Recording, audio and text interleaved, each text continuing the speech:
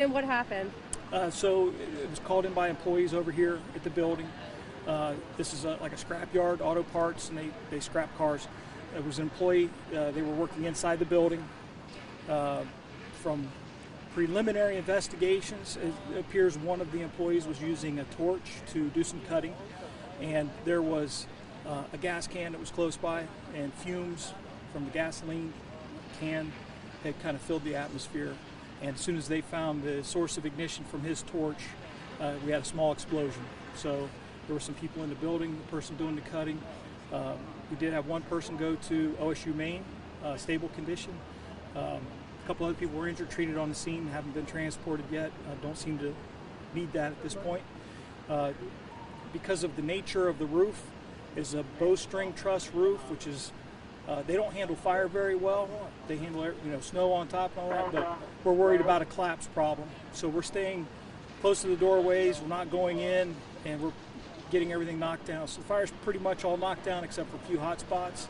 Once we get those hot spots cooled and we have a chance to make sure the roof is secure, then we'll go in, finish up the job that way. What's the condition of that guy that was doing the welding? Is he the one that's in stable condition? He's still here at the scene. Oh, he's here on scene? Yeah. I guess they said it started in the scrapyard itself, but you said it started inside? Inside the building of the scrapyard, yeah. Inside the building of the scrapyard, okay. Correct. And how long exactly did it take for you to get the flames out? Or around? Time is. I'd say, there's still some flames here and there, but the majority of them probably within 15 minutes, 20 minutes, we had it knocked down. What would you say the extent of the damage is? Between the explosion and the fire, it's hard to say right now. It's pretty extensive, just because the explosion lifted the building, probably, we're assuming. Typically it does. So we'll have to have insurance settlers and adjusters and engineers, everybody look at it. How many, engines, people do we have on scene, or that kind of came out to the call? Yeah, I haven't had a chance to count them all up, but a 2-alarm fire of this nature is probably about 10 engines, and they called for extra medics, 4 or 5 medics, and 3-4 ladders. And are all the firefighters okay? All the firefighters are good so far. Great. And you said you're just putting out hot spots right now? Yes. How long will that take? Just continuously until? Continuously. So, yeah, right now what they're fighting is there's fire that got above the roof deck, and then there's the rubber roofing on the outside that keeps the weather out, and between that there's insulation. The insulation's burning. So the rubber roofing is doing its job, keeping the water from getting to it. So we're going to keep throwing water till we find those little spots where we can get water inside to extinguish the insulation. Interesting. Okay, great. Thank you so much. You're welcome. As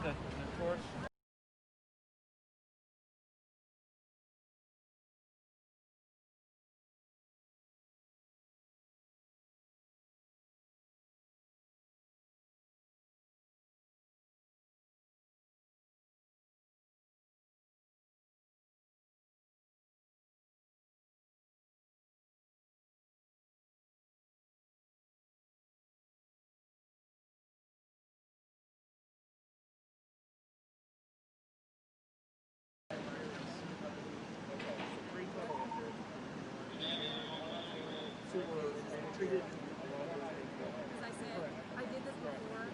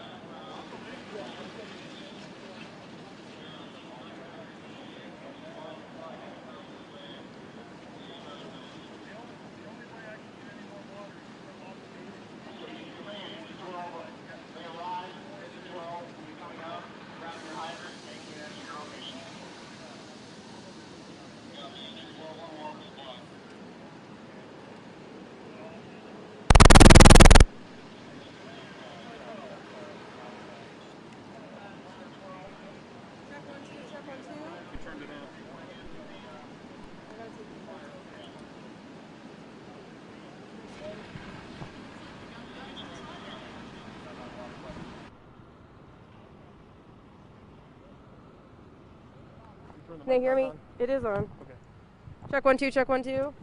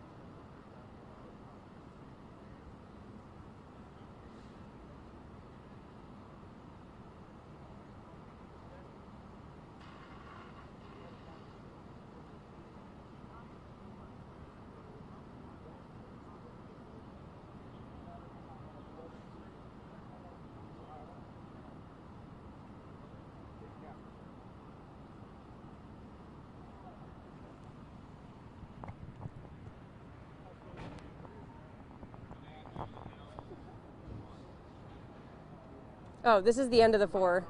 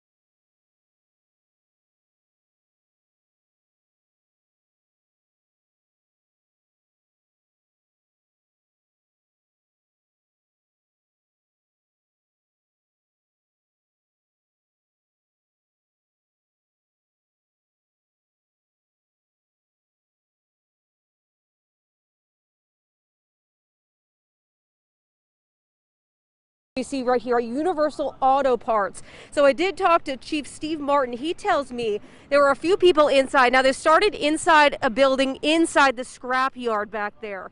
Now, one person was using a blowtorch to kind of mend some of the metal. That's when a gas can that was nearby ignited a fire and an explosion. That caused the massive flames and the 2-alarm fire that ensued after. So there were 3 people that were injured. Only one person was transported to OSU with minor injuries, and that person is stable. The other 2 people didn't even leave the scene, and they have minor injuries. Right now, I was also told by Chief Steve Martin that the roof has some structural issues, so they're just staying on scene to make sure this roof does not collapse because of the amount of water they're spraying on it right here. And also the rubber on the roof is doing its job by protecting it from the water, but it's also causing a problem because the insulation below is on fire. So this is ongoing. It's going to be a while before they get those hot spots there, but we'll stay here and let you know if anything happens, any more developments as well. And you can stay tuned on NBC.